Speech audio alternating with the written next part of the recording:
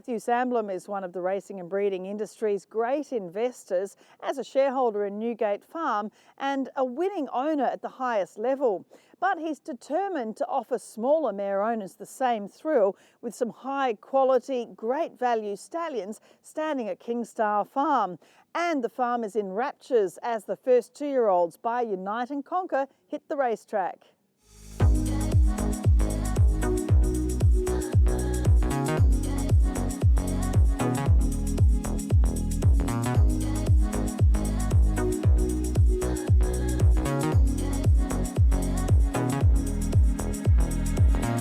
Kingstar Farm. It's a little bit of paradise here, isn't it? You're right in the middle of the Hunter Valley, but you're sort of tucked away. It's a fabulous property and it's been wonderful watching the development over the past years.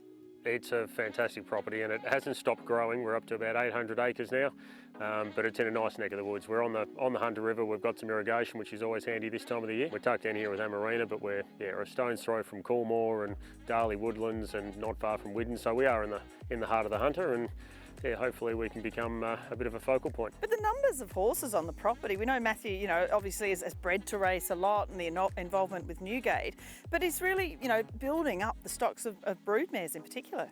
Oh, he is. I mean, Matthew's extremely passionate about the industry with his involvement in Newgate and then here at Kingstar, and we have grown, and his passion's infectious. I mean, Adam and Alira, Michael Hewitt, who started the property, you can feel it when you come here. We're a small team, but we get some pretty good results, and we fold down about 100 this year, so we are growing. We probably head to about 4 or 5 yearling sales next year. So yeah, we're a small team, but hopefully making a big splash. Well, you certainly have been. I mean, topping the HTBA sale, the English HTBA sale again. Classic, of course, you were just the runner-up there, I guess, as far as the top lot was concerned. $1 million yearling at Magic Millions and a really good year again in Perth. So you're across the board with all these sales.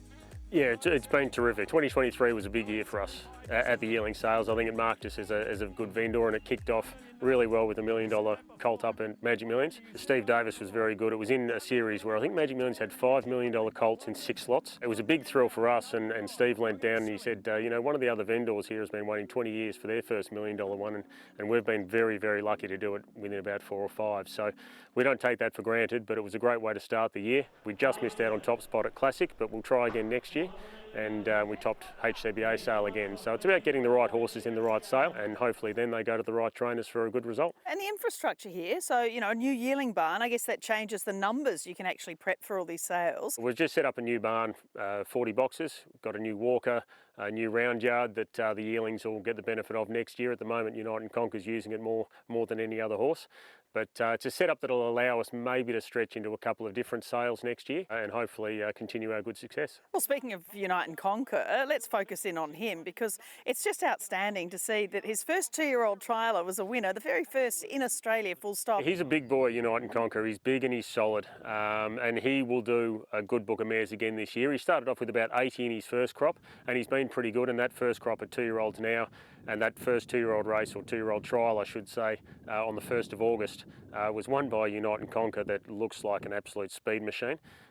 We always said that'd be early. The tagline we gave him was a super early speed machine. He was, and it looks like his progeny are. So we're getting him geared up for perhaps his biggest book this year. We've got a lot of trainers who have bought them as first crop 2-year-olds coming and sending their own mares, which is one of the best signs you can ever have. Look, COVID's over.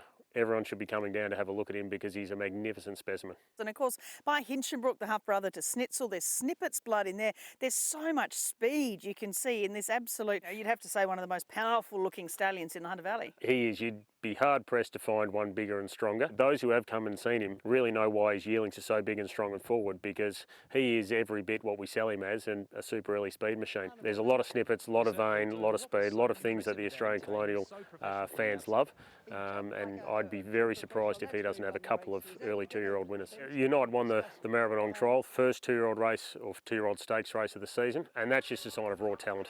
We saw it when he backed up in the Wyong Magic Millions race, and then unfortunately for the general public, the Magic Millions in January was his last race. He injured a fetlock there and was retired, but I think he'd done enough with those 2 pre-Christmas stakes win to prove that he's got the raw speed. He's definitely putting the bulk into his progeny, and I think we're already starting to see the results. It just goes to show, you know, when they're big and they're strong and they've got the bone and the structure to support it, that they can be freak racehorses. And I think he was. I don't think we saw the best of him. I hope we do of his youngsters. And time to reign. It's fantastic to see a grandson of Schnitzel, half-brother to She Will Reign, a Golden Slipper winner who has done a fantastic job already as a broodmare in Japan. But really good to see this silver slipper winning, racehorse. But wow, hasn't he let down into a beauty as well? He's just kept improving. I mean, he's a magnificent horse. He was when we bought him, but he's just developed into a fantastic specimen. He wasn't on the track long, but certainly made an impression winning the Silver Slipper, as you said, and he has that Golden Slipper pedigree with She Will Reign, and she's just kept kicking goals. I mean, he's continued to impress us physically, but his pedigree has continued to improve as well, so it's been all positives for Time to Reign since coming here.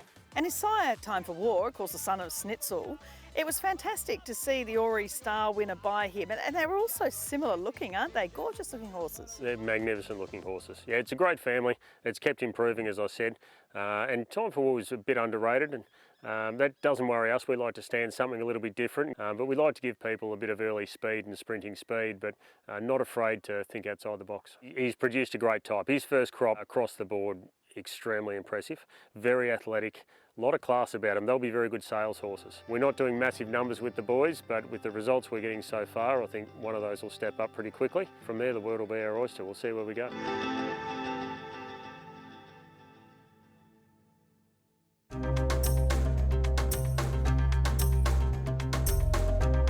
G1 Goldmine focus on Unite and Conquer shows up a 2020 match pedigree with the Kingstar Farm stallion sire Hinchinbrook nicking best through his sire line with Dash for Cash at 40% stakes winners to runners, including Group 1 winning daughter Sprite and another SA stakes winner East India Man. Statue of Liberty and Captive Edition were next best at 33% through Mildred and Press Statement. Unite and Conquer's grandsire Fastnet Rock next best with Bite the Bullet at 36% stakes winners to runners, including coming through Siege of Quebec and another Kingstar stallion Bullpoint, while Monsan, Shinko King, Forest Wildcat, Nureyev and El Prado all cross well with Fastnet Rock blood.